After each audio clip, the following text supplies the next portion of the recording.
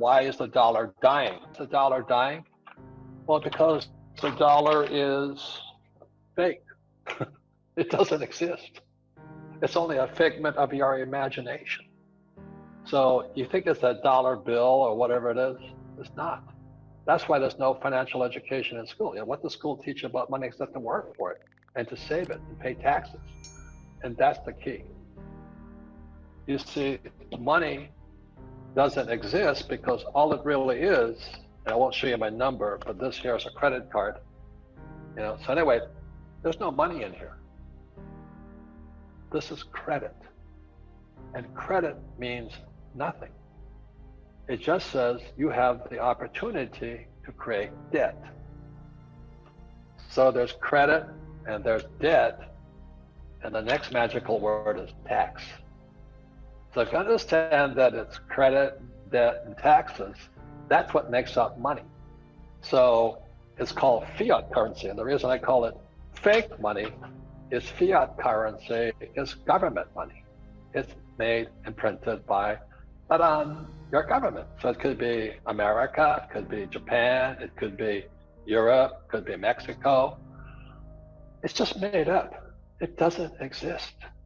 It's an IOU. So it'd be like me saying, hey, here's an IOU from me. I owe you this money. Then you say, oh, thank you. Then you run off and you give this, and the money expands. Because you hand this IOU around, that's the system. It expands and expands and expands. The problem is not in the banking system, it's in the shadow banking system. So the reason I said the dollar is dying is because in 2008, the Fed had to print 4.5 trillion to save the 2008 crisis. So then in 2020, the estimate is going to be 6 to 8 to 10 trillion. You know, twice as much money. That's why the dollar is dying. Because the purchasing power of the dollar goes down the more they print. The problem with many people in my generation is they look rich, but they're fake rich. So the first thing that most guys or men and women buy is the big house. So these rock stars, football stars, they buy the big house. That's fake rich. Then they drive nice cars.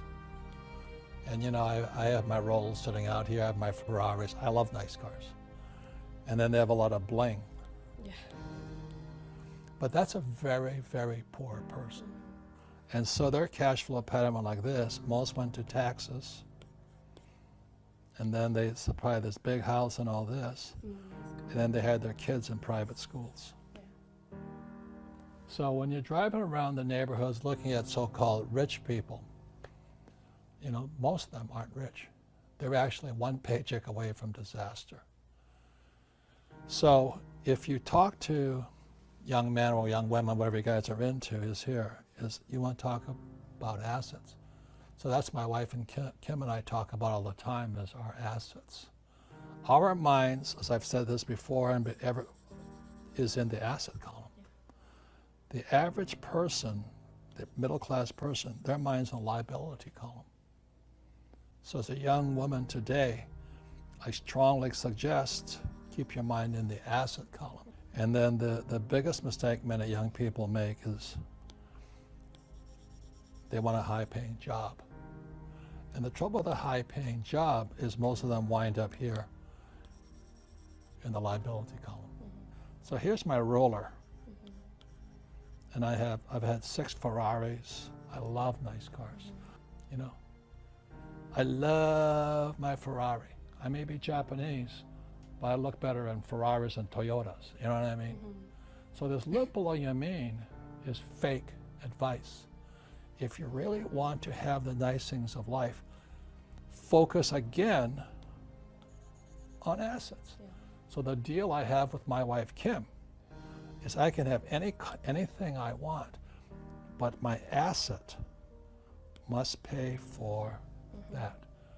So the rule of thumb that Kim and I have as a couple is that if I want a new Rolls Royce, a new Ferrari, new boat, new anything, any liability, I buy the asset first, then it buys the Rolls Royce. I just focus here, and I can have anything I want here. If you focus here, you can have anything you want.